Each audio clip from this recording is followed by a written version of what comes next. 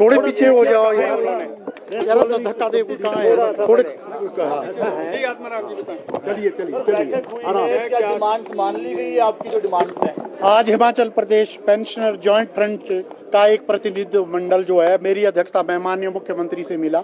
आप भली भांति यहाँ देख रहे हैं कि पूरे हमारे जो है इसमें 11 जिला के इलेक्टेड प्रधान और जनरल सेक्रेटरी जितने भी ऑफिस बेरर है पेंशनर वेलफेयर एसोसिएशन और पेंशनर जॉइंट फ्रंट के, वो आज यहाँ पे उपस्थित है। जहाँ तक हमारी मांगों की बात है, 17 दिसंबर को ऑल इंडिया लेवल पे पेंशनर दिवस होता है। 17 दिसंबर 82 को एक सुप्रीम कोर्ट का एक जो फैसला आया था 5 जज की पीठ का, तब से लेकर उसमें ये बोला गया कि जो पेंशनर हमारे को मिलती है ये खैरात नहीं है, ये बोंटी नहीं है, ये हमारा कॉन्स्टिट्यूशनल राइट है। तो 82 से लेकर आज तक पूरे हिंदुस्तान में 17 दिसंबर को पेंशनर दिवस मनाया जाता है। माननीय मुख्यमंत्री जी, हमारा जो 17 दिसंबर को पेंशनर दिवस होगा वो घुमारवीं में होगा, और माननीय मुख्यमंत्री ने जैसा कि आप लोगों के सामने भी बोला, उसमें ये मुख्य अतिथि होंगे। और हमारी जहाँ तक डिमांडों की बात है, हम उसमें ये बात करेंगे। और आने वाले दिनों में हम आपसे बोलना चाहते हैं कि खास करके हमने जो आज भी मांग उठाई है, 2016 और 22 के बीच के जो पेंशनर है उनका बहुत सारा अमाउंट पड़ा हुआ।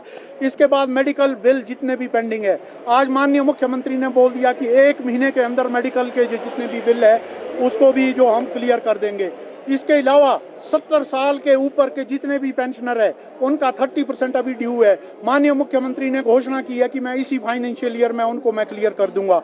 बाकी जो मांगे रही, हमारा जेसीसी का एक प्लेटफॉर्म होता है, आज हमने बात की है। शीघ्र ही आने वाले दिनों में पेंशनर की जेसीसी का जो गठन है, मैं ये समझता हूं कि अप्रैल तक पेंशनर के लिए जेसीसी का गठन हो जाएगा, और उसके बाद जो भी हमारी होगी डिमांड वो वहाँ करेंगे। बाकी 17 दिसंबर को पेंशनर दिवस के उपलक्ष्य में हिमाचल प्रदेश के सारे जितने भी पेंशनर है हर जिला से वो बड़ी संख्या में वहाँ आएंगे, और माननीय मुख्यमंत्री के सामने डिटेल में हम सारी मांगे रखेंगे। और मुझे पूरी उम्मीद है कि माननीय जो मुख्यमंत्री है जो बोलते हैं वो करते हैं। खास करके इन्होंने जो ओपीएस की बात की थी मैनिफेस्टो में, वो उन्होंने पूरी की।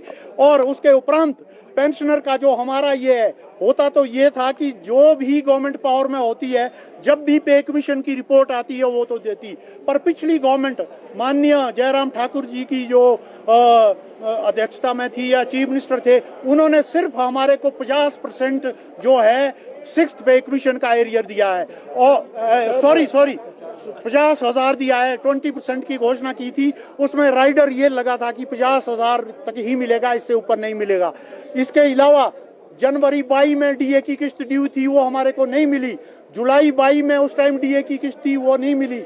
पर माननीय मुख्यमंत्री ने अभी हमारे को जो डीए की जो किस्तें दी है, आप लोग जानते हैं 3 किस्तें दे चुके हैं। पर इसके बाद अभी जो 3% डीए दिया है, उसमें हमने अभी भी अंदर बात की है कि उसमें डिफरेंस है, 1% का रह गया है।